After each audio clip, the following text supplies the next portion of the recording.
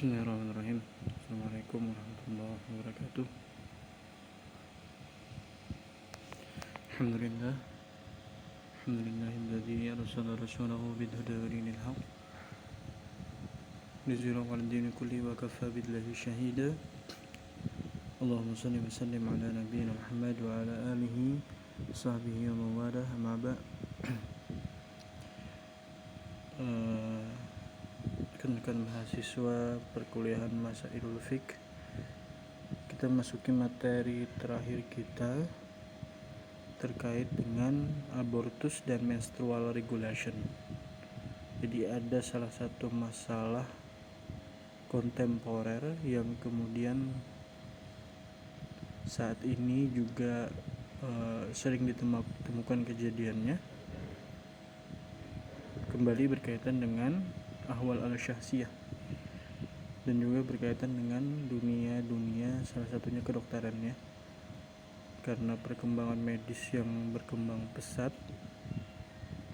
Lalu kemudian bagaimana kemudian fikih menyikapinya, bagaimana kemudian Islam menjawabnya.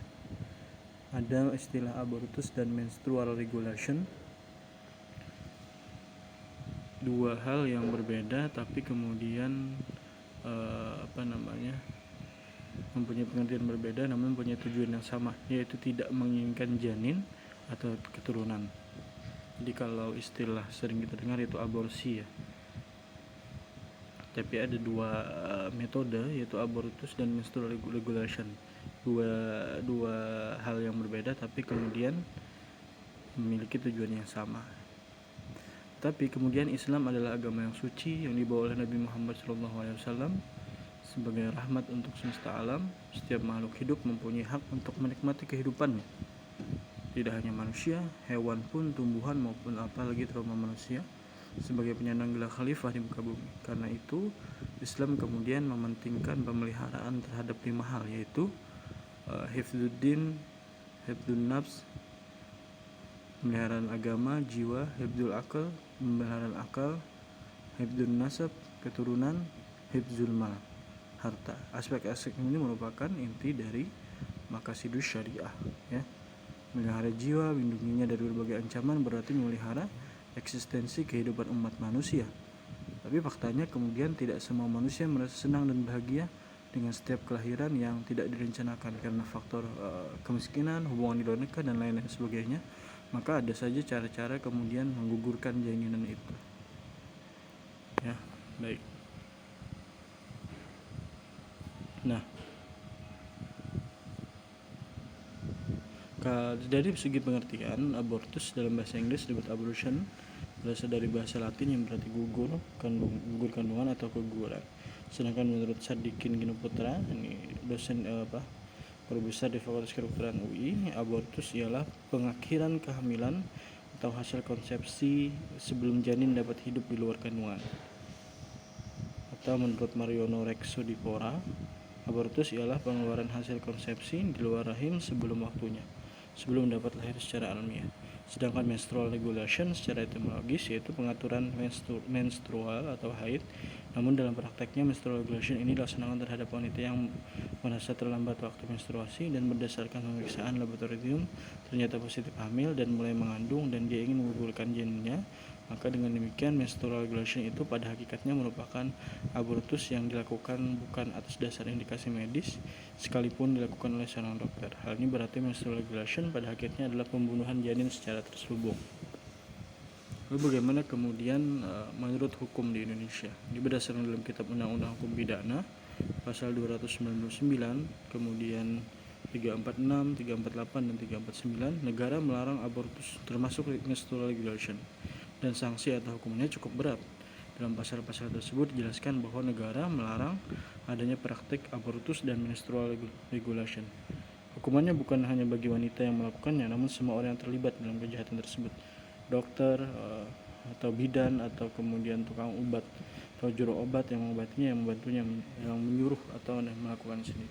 Kemarin kan sempat viral kasus yang melibatkan aparat kepolisian ya, seorang wanita yang kemudian bunuh diri karena sudah melakukan beberapa aborsi dan kemudian tekanan segala macam, dan itu kemudian polisinya kan juga kemudian dijerat hukum karena terlibat salah satu yang kemudian menyuruh dan segala macam. Nah, lalu bagaimana kemudian perspektif hukum Islam dalam menentukan hukum abortus dan menstrual regulation? Para ulama memiliki pandangan sendiri-sendiri atau berbeda-beda mengenai masalah ini, tentunya mempunyai dasar yang jelas.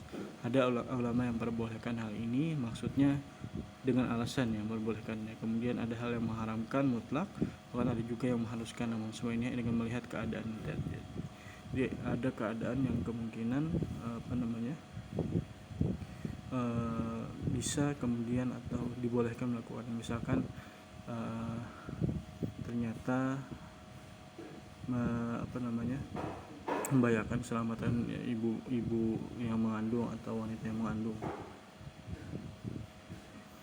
tapi semuanya ada di alasannya. Jadi apabila aborsi dilakukan sebelum diberi nyawa, roh atau janin atau embrio, yaitu sebelum berumur 4 bulan, ada beberapa pendapat yang membolehkannya. Contoh Muhammad Ramli dalam kitab Al-Nihayah ya, dengan alasan belum ada makhluk yang bernyawa. Ada pula ulama yang memandangnya makruh dengan alasan karena janin sedang mengalami pertumbuhan. Di samping itu ada pula ulama yang mengharamkannya. Jadi jumhur mengharamkannya seperti ya. Dikatakan oleh Imam Ghazali bahwa melakukan pengguguran kandungan merupakan tindak kejahatan terhadap bayi yang berada dalam kandungan. Adapun mengenai pengguguran kandungan ini terdapat beberapa tingkatan. Pertama, nutfah, yaitu nutfatan alaqatan ya dalam Quran itu, yang berada dalam rahim yang telah bercampur dengan inung telur wanita dan siap untuk hidup. Pengguguran terhadapnya dianggap sebagai tindak kejahatan. Kedua, nutfah tersebut telah menjadi segumpal darah lalu menjadi daging. Pengguguran terhadapnya merupakan kejahatan yang lebih besar. Sedangkan tingkat yang ketiga adalah apabila telah ditiupkan roh dan telah sempurna menjadi bayi, pengguguran terhadapnya merupakan kejahatan yang nilainya jauh lebih besar.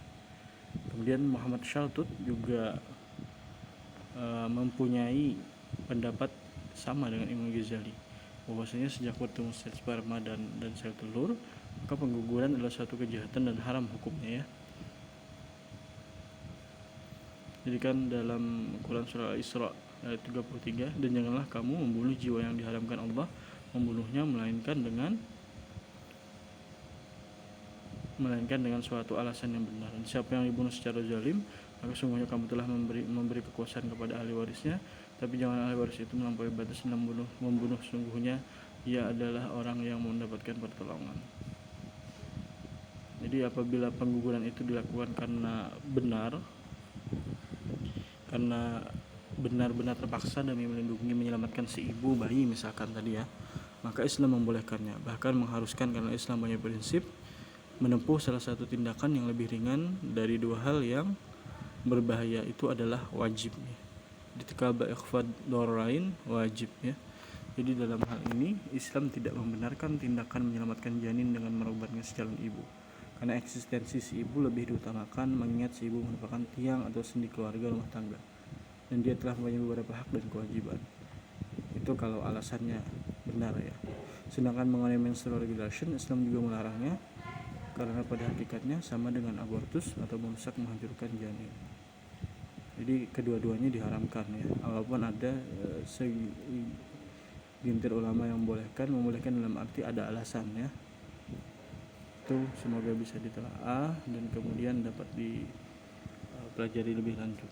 Subhanakallahumma wa bihamdika asyhadu an la ilaha illa anta astaghfiruka wa atubu ilaik. Assalamualaikum warahmatullahi wabarakatuh.